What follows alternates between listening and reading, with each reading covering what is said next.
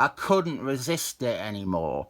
I needed to solve for myself the mystery of what this cover is signifying. Now, I know. And not only did this cover intrigue, but it also accurately represents. Good cover. This is Flask, comma, they. This is issue 33 by William Tellner Overture, with art by Greg LaRocque. Someone is nicking a baby on the cover, and inside we begin our story with a woman who is convinced that Joker from the It movie Joker wants to steal her baby. She is convinced that Joker is planning to take her baby away. A bit like the KKK did to the Ramones. And of course, the Flask, according to Instagram, he wants all the KKK members in North Carolina to kill themselves. This came out not that long after the release of Batman, the motion picture. So the use of Joker here is very much in the wake of Jack Nicholson making Joker actually popular.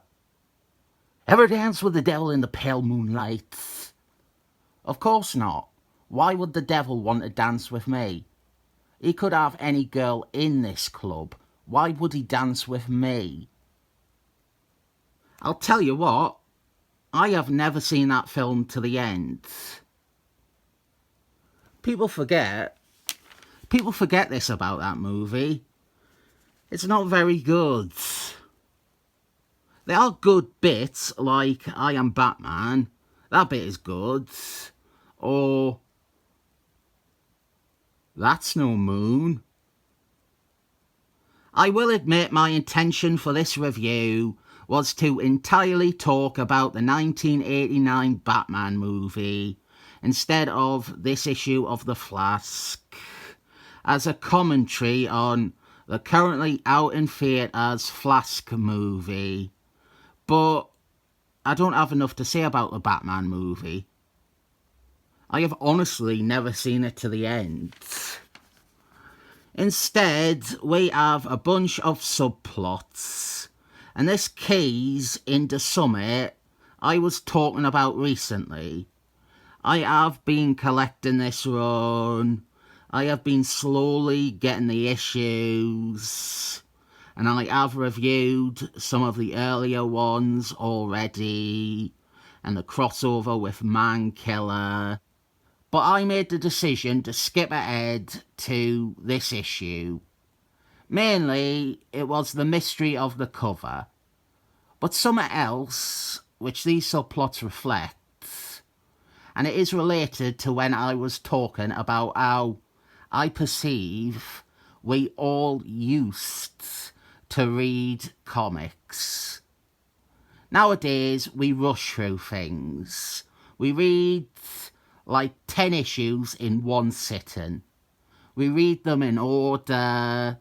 We don't miss issues because we have collections now. One of those quirks of collecting that I feel is mostly absent these days is this sense of missing out, of not having the whole picture. I don't know what events these characters are talking about. What they offer here is all I know. And that in and of itself creates more of the same intrigue that led me to read this issue. Now, I want to know about the Flask running so fast he caused a fire, or what is going on with the turtle. Our main story concerns this woman who believes Joker is out to do harm to a baby. And so the flask, I think I have left it too late to denote this is the Willie West version. He is out to prevent the murder of this darling little Enoch. The mystery in this issue, it's done pretty well, and it offers just enough misdirection to stop you from assuming the reveal. It is well done, even if the reveal isn't great. We have some downtime, romantically inclined interaction between Willie West and his future wife, Rebecca Chang. She had only debuted a few issues earlier. Another thing that I want to go back and read now, her first appearance. My favourite Dead Rising character, if anyone was wondering. Then we have a guest appearance of Batman. You cannot tell Flask stories without Batman. Willie West calls up Batman to discuss Joker. And my belief is whenever Batman guest stars, he is only ever written two ways. He is either a dickhead or he is an idiot. This time around, he is written refreshingly okay. He is not an idiot. There is a slight bit of dickhead to him, but not enough that it would annoy you. He isn't actively hostile to anyone. All of this, everything so far has been observed by one of Flask's bad guys, the Turtle. This is where I explain the Turtle, but I only really know two things about the Turtle. He was in the first Barney Allen Flask story, DC Showcase 4. He was the first bad guy that Barney Allen went up against. I am cautious to say that it was his first appearance because he feels very Goldie Age.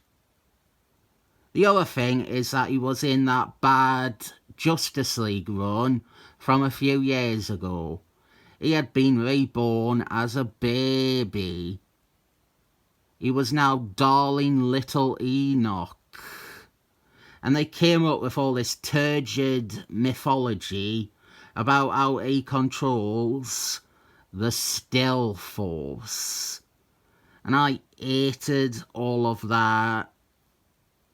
I didn't even like the Speedo Force as a concept.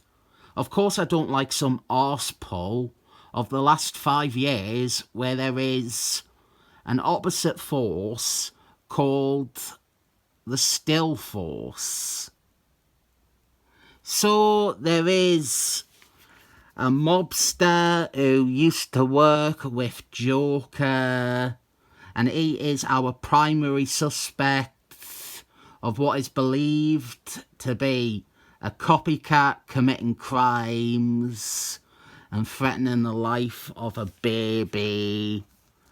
Some good use of Flask's powers. Nice action squeezed into the story. And it ends up aligning with the Turtle subplot a bit.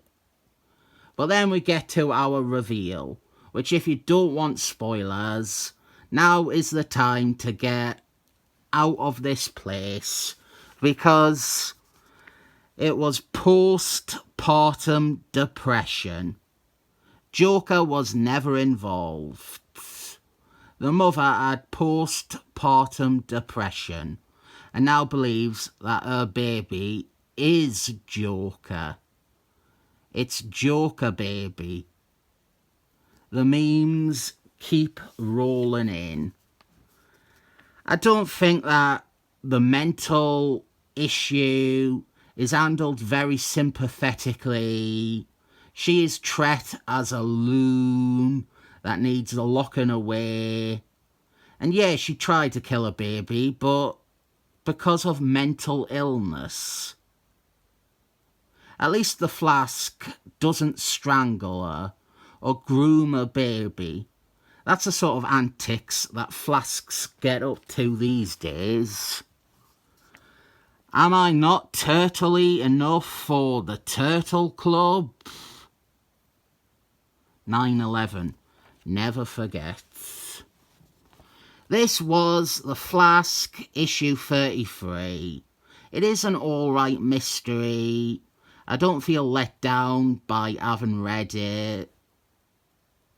Oh, I want to say I did not use any CGI to insert the likenesses of dead actors or the still living Ellen Slater into this video anyway.